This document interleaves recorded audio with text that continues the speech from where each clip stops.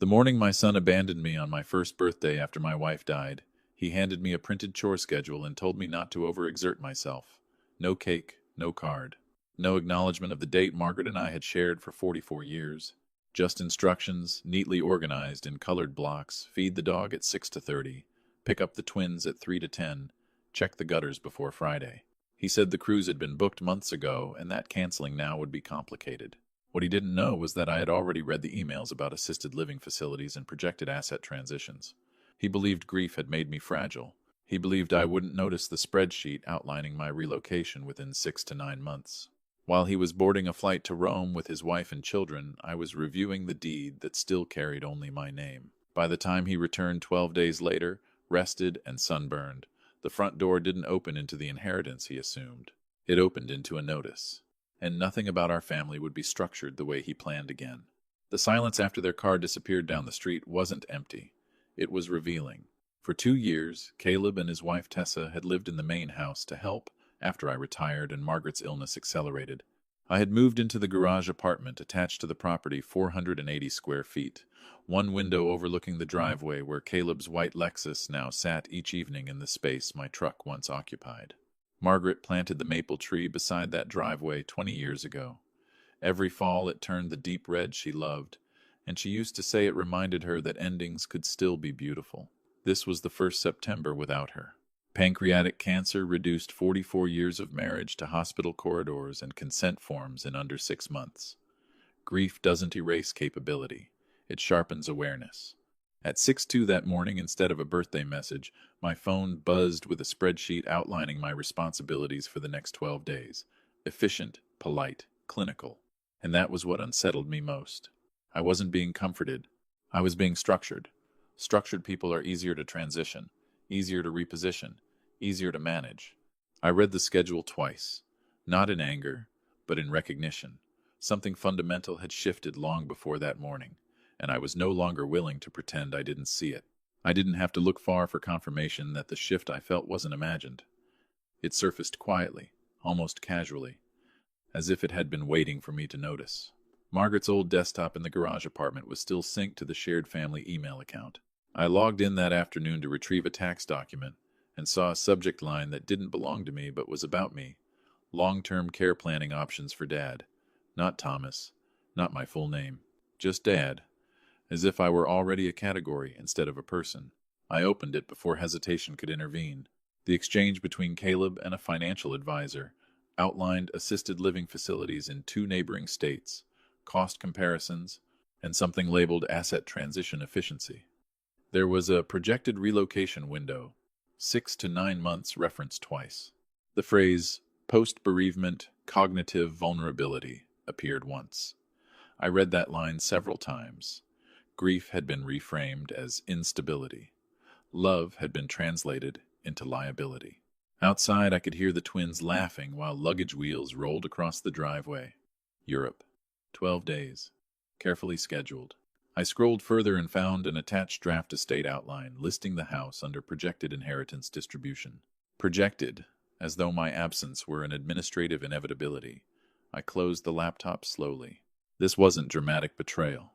It was quiet succession planning. They weren't reacting to my needs. They were solving a version of me that hadn't agreed to exist. And that realization didn't ignite anger. It produced clarity clearer than grief had allowed me to see before. The morning they left, Caleb didn't step fully into the garage apartment. He stood in the doorway like a supervisor, confirming coverage before departure. "Lists on the counter," he said, adjusting the cuff of his travel jacket as if this were an ordinary weekday. Tessa hovered behind him, already in airport mode, sunglasses resting on her head, though the sun had barely risen. The twins ran forward and hugged me without hesitation. Lila whispered, "Happy birthday, Grandpa," quickly, almost like she wasn't sure it counted. Caleb handed me the stapled schedule, 2 full pages, color-coded, broken into neat 15-minute increments. Feed Baxter at 6:30. School drop-off at 7:45. Grocery restock Thursday. Lawn edging Saturday. Every task assumed availability. Every line assumed compliance. "We'll have limited service on the cruise," he added casually. "Text if anything urgent comes up." Urgent. The word lingered in the air. What he considered urgent involved airport transfers and dinner reservations. What I considered urgent involved autonomy. "You're okay with this, right?" he asked, watching my face carefully. That was the moment he expected resistance or gratitude. Instead, I nodded once. "I'm fine," I said evenly. And I was, just not in the way he imagined. As the Lexus rolled down the driveway past the maple tree Margaret planted 20 years ago, I didn't feel abandoned. I felt certain. They were leaving for leisure. I was staying for leverage. And only one of those paths would permanently alter the structure of our family. After their car disappeared at the end of the street, the house didn't feel empty. It felt exposed. For 2 years, I had accepted the arrangement under the language of support. Caleb and Tessa had moved into the main house to help out after my retirement and Margaret's diagnosis. I relocated to the garage apartment, compact, efficient, practical. Temporary, they said. But standing alone in the kitchen that morning, I realized nothing about it had been temporary. It had been transitional, and not in my favor. The granite countertops Tessa selected reflected clean, modern efficiency. The oversized sectional replaced Margaret's floral couch. Caleb's office was arranged with labeled binders and neatly stacked files. Everything signaled forward planning. Everything except me. I walked to the hallway closet and retrieved the metal lockbox where the original deed had always been kept. Sole ownership, Thomas Whitaker. Margaret's name had been removed after probate. No amended trust. No joint tenancy. No transfer documentation. Legally, nothing had shifted. Socially, everything had. I photographed each page and emailed copies to myself and to Daniel Brooks, a former student who now practiced real estate law in Indianapolis. I wasn't acting impulsively. I was confirming leverage. When people begin drafting your timeline without consultation, argument is ineffective. Documentation is not. By the time I returned the lockbox to its shelf, the chore list no longer irritated me. It clarified me. Structure had been imposed quietly. Structure could be reclaimed the same way. I called Daniel that afternoon. He answered on the second ring and recognized my voice immediately, which steadied me more than I expected. There's something grounding about being remembered for who you were before you became someone's aging parent. I explained everything without embellishment, the emails about assisted living, the projected 6 to 9 month relocation window, the estate draft listing my house under future distribution. I didn't accuse Caleb. I described structure. Daniel listened carefully and then asked a single question. "Is the property solely in your name?" I confirmed it was.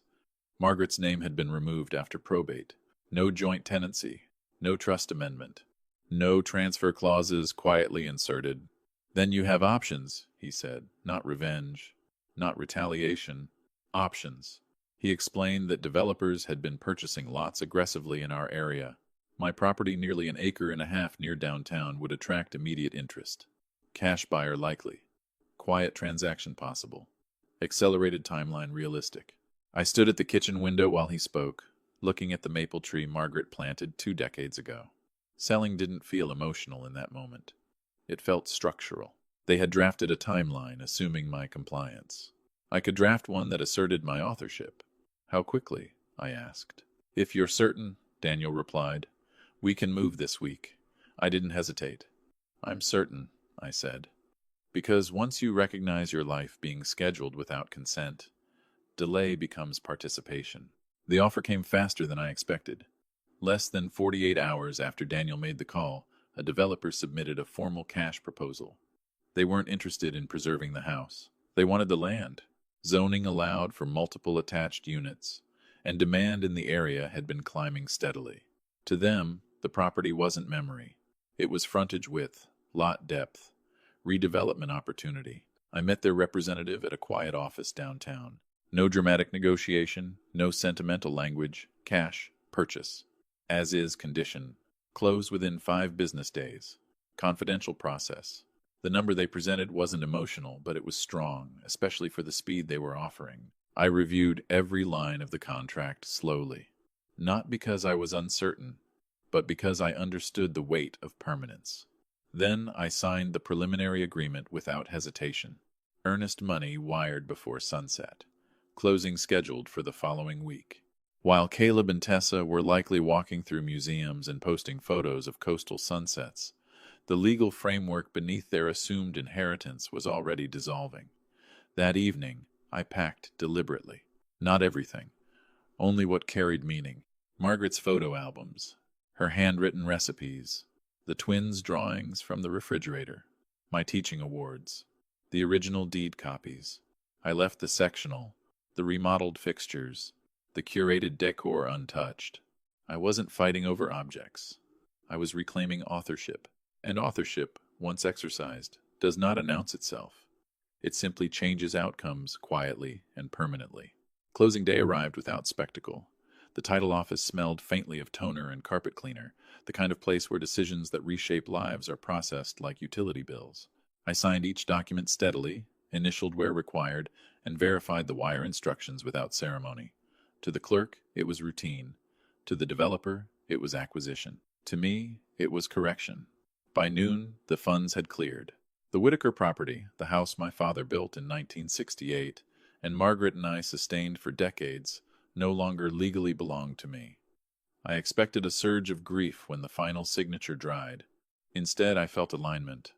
Ownership isn't memory, it's authority. And authority had just been exercised deliberately. I drove back to the house one final time while temporary access was still permitted.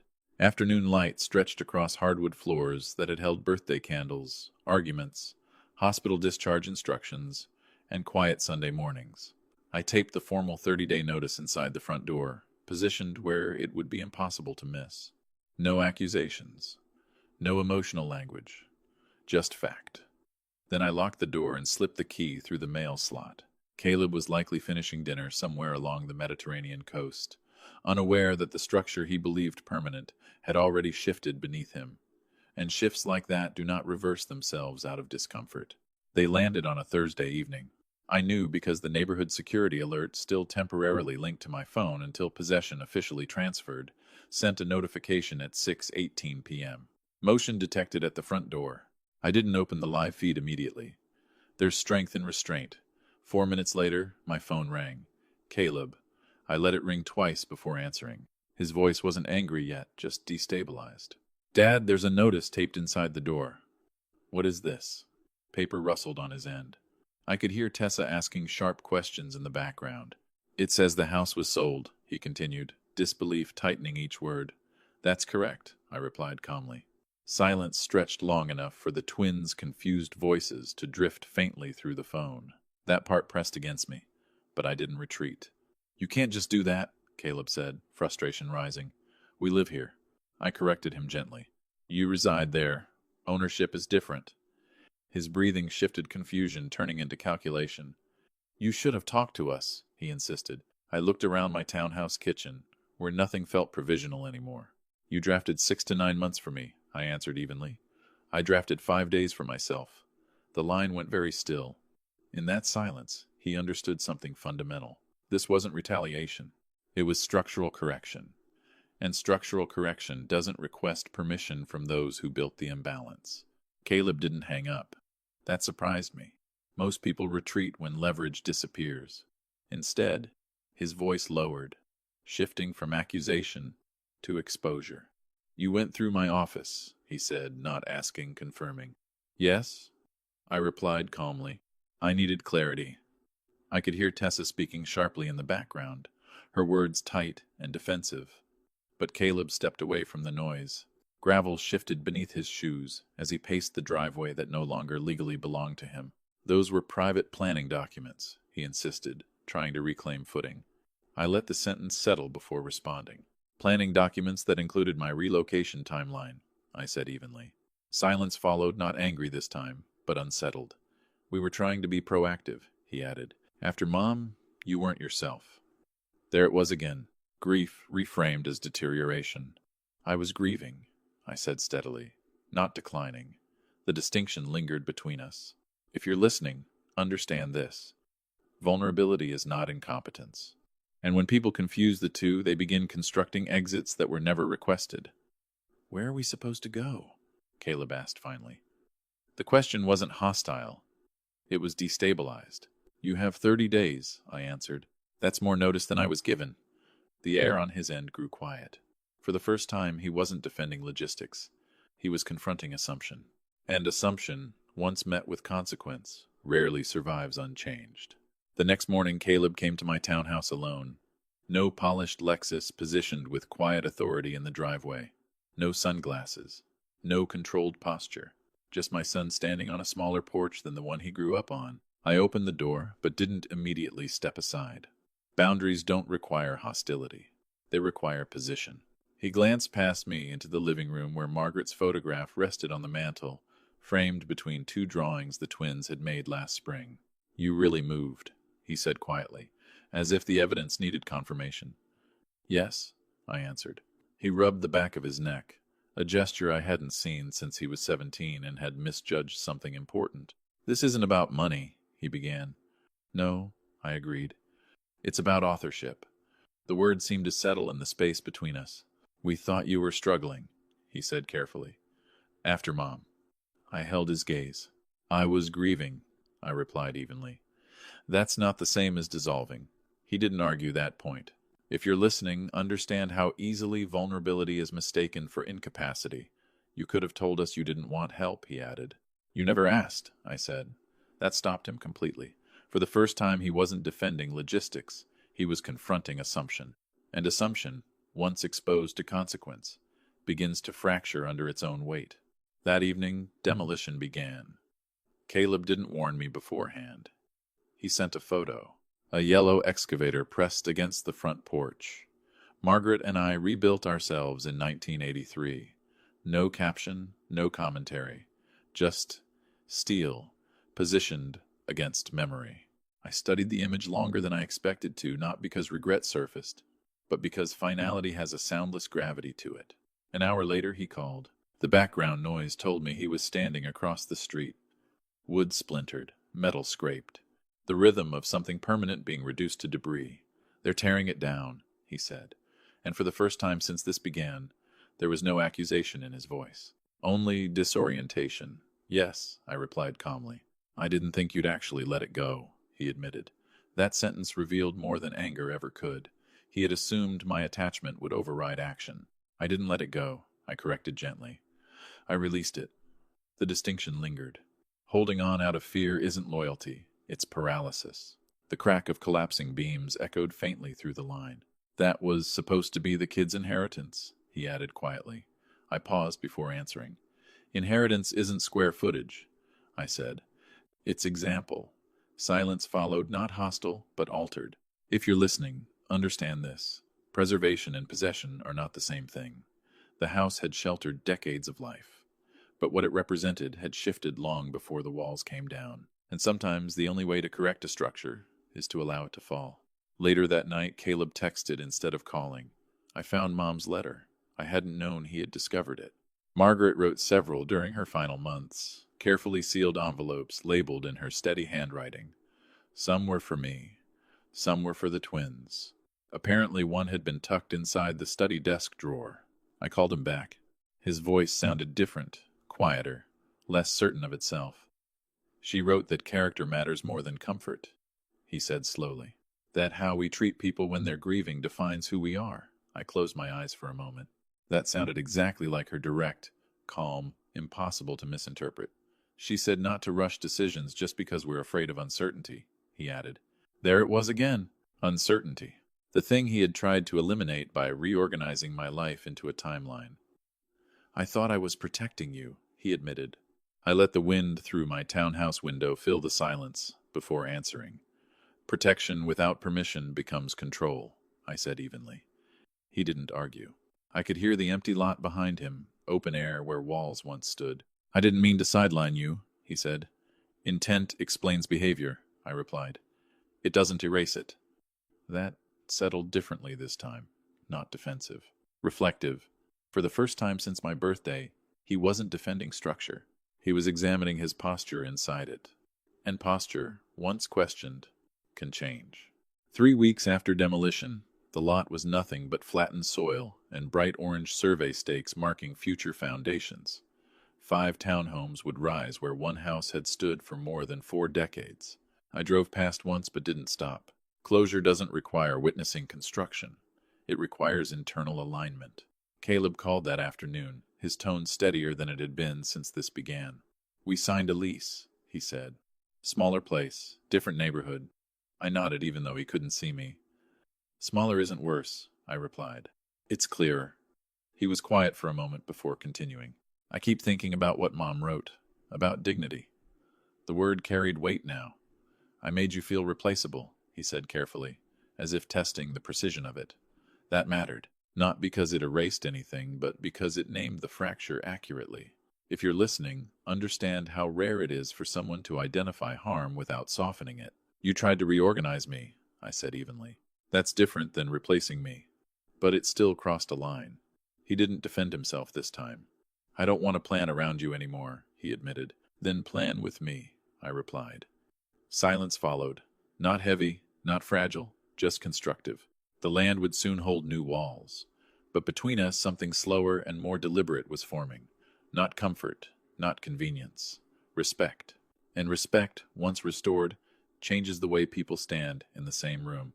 A month later, Caleb asked if we could meet somewhere neutral. Not at his rental, not at my townhouse. Just dinner, he said. We chose a small Italian restaurant near the courthouse, the kind of place where conversations aren't rushed and no one is trying to impress anyone else. He arrived early. That detail mattered. When we sat down, he didn't open with small talk. I never asked what you wanted after Mom died, he said plainly. There was no defense in his tone this time. No, I agreed. He folded his hands together and stared at the table for a moment. I thought if I controlled the logistics, nothing else would fall apart. There it was, the fear beneath the efficiency. Grief isn't a logistical failure, I replied calmly. It's an emotional reality. He nodded slowly instead of countering. If you're listening, understand this. Control often disguises itself as responsibility, and responsibility, when driven by fear, quietly turns into domination. I didn't trust uncertainty, he admitted, so I tried to eliminate it. I leaned back slightly. Uncertainty isn't eliminated, I said. It's navigated. The words didn't accuse, they clarified. When the check arrived, he reached for it automatically, then paused. Can we split it? He asked. I nodded. Equal footing doesn't erase the past, but it reshapes the future. And for the first time since that morning with the chore list, the balance between us felt intentional rather than assumed. By early spring, the townhomes were complete. 5 identical brick facades stood where a single house once carried decades of layered memory. Caleb asked if I wanted to see them in person. I agreed, not because I needed nostalgia, but because I wanted to measure my own detachment. We stood across the street together, hands in our pockets, watching a young couple unlock one of the new doors. A delivery truck idled nearby. A child's laughter drifted faintly from another unit. Life had already resumed without context. It looks smaller than I remember, Caleb said quietly. Memory enlarges things, I replied. He nodded slowly. I used to think inheritance meant preserving property, he admitted. Now I think it means preserving posture. That shift mattered more than apology ever could. If you're listening, understand how easily we confuse possession with legacy. Buildings transfer. Lessons remain. Do you regret selling it? He asked after a moment. The question wasn't accusatory, just honest. I considered it carefully. I regret that it became necessary, I said. I don't regret acting. He exhaled, as though that distinction steadied something inside him. The house hadn't been sold out of anger. It had been sold out of alignment. And alignment, once restored, steadies more than it destabilizes. As we walked back toward our cars, there was no resentment between us, only recognition that foundations built on assumption rarely hold. But foundations rebuilt with consent endure. On my 67th birthday, I woke before sunrise, not because I had obligations waiting, but because I felt settled. The townhouse was quiet in a way that felt intentional rather than temporary. No spreadsheet lit up my phone. No structured list defined my usefulness for the day.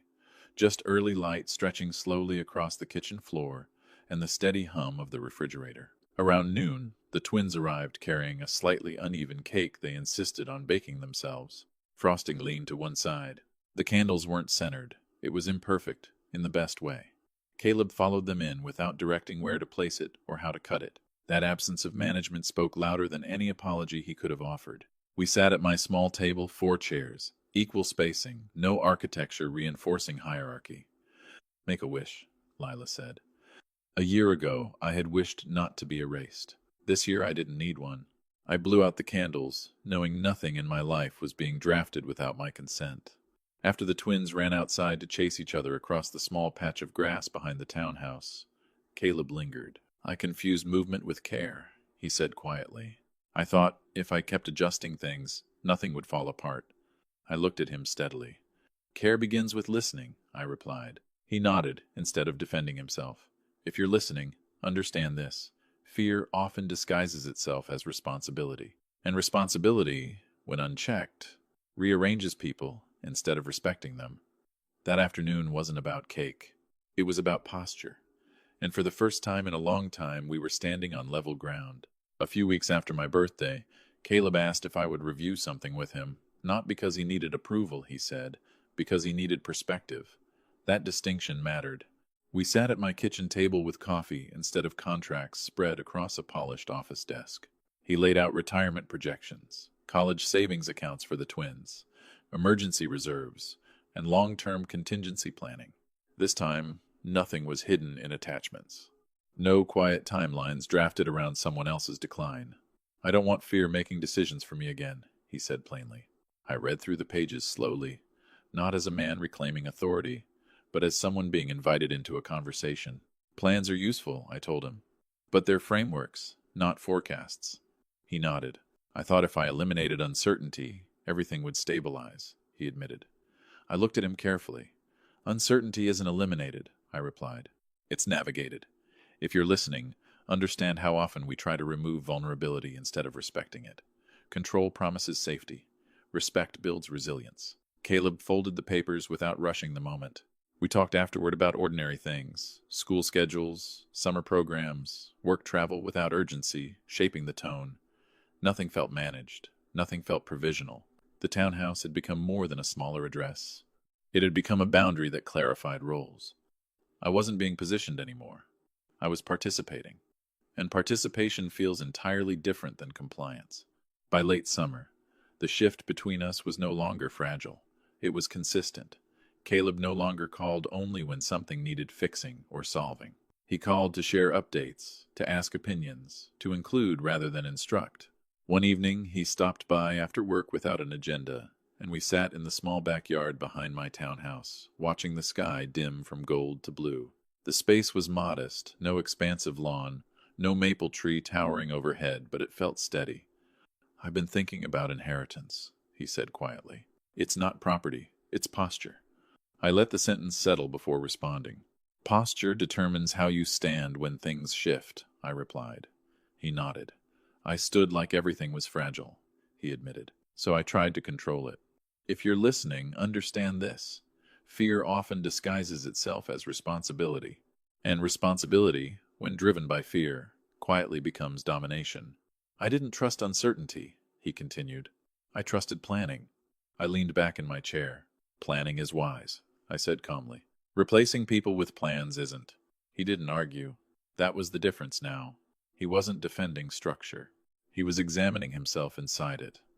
The townhouse remained smaller than the house we lost, but the air felt expansive, because dignity, once restored, changes the dimensions of every room you occupy. And this time, no one was drafting my timeline but me. By early fall, the townhomes on my former lot were fully occupied. Porch lights glowed at dusk, where our single driveway once curved toward the maple tree Margaret planted decades ago. I drove past one evening without planning to have it guiding me more than intention. A child's bicycle leaned against one of the new garages. Someone had placed a seasonal wreath on a freshly painted door. Through an open window, I heard laughter unaware, unconnected, entirely new. Life had resumed there without context, and that felt right. Structures change hands. Stories do not automatically transfer with the deed. Later that week, Caleb stopped by with a folder tucked under his arm. I updated everything again, he said. This time, when I reviewed the documents, my name appeared not as dependent, not as projected relocation, but as advisor. The wording wasn't accidental. Advisor implied consultation. It implied voice. I want you involved, he said quietly, not managed. If you're listening, understand how small positional shifts reveal deeper internal ones. He wasn't trying to undo what happened. He was trying to ensure it wouldn't repeat. That difference mattered. Repair isn't about pretending damage never occurred. It's about building differently, because it did. The land had new walls rising from it. The structure between us had new boundaries forming within it. Neither resembled what stood before. But this version was steadier, constructed not from assumption but from awareness. And awareness, once earned, rarely allows the same fracture twice. On my 68th birthday, I woke before sunrise, not because I had responsibilities waiting, but because I felt steady. The townhouse was quiet, in a way that felt chosen rather than assigned. No spreadsheet lit up my phone. No chore list defined my usefulness. Just early light stretching across the kitchen floor and the slow awareness that I was standing exactly where I had decided to stand. Around noon, the twins arrived, carrying another slightly uneven cake they had insisted on baking themselves. The frosting leaned to one side. The candles weren't centered. It was imperfect and honest. Caleb followed them in without correcting anything, no instructions about where to set it down, no quiet management of the moment. That absence of control spoke louder than any apology ever could. We sat at my small table, 4 chairs, equal spacing, no architectural hierarchy. "Make a wish," Noah said. I looked at the flame and realized I didn't need one. A year earlier, I had wished not to be erased. Now I was fully present in my own life. After the twins ran outside, Caleb lingered. "Thank you for not cutting us off," he said quietly. I considered that carefully. "I didn't sell the house to leave," I replied. "I sold it to remain myself." He nodded, and there was no defensiveness behind it. "If you're listening, remember this. Preserving dignity doesn't fracture relationships, it clarifies them. The old house is gone. The land holds new walls. But I remain thinking, choosing, participating. No one drafts my ending without my consent. And sometimes the strongest decision you can make isn't loud. It's simply signing your name and standing by it.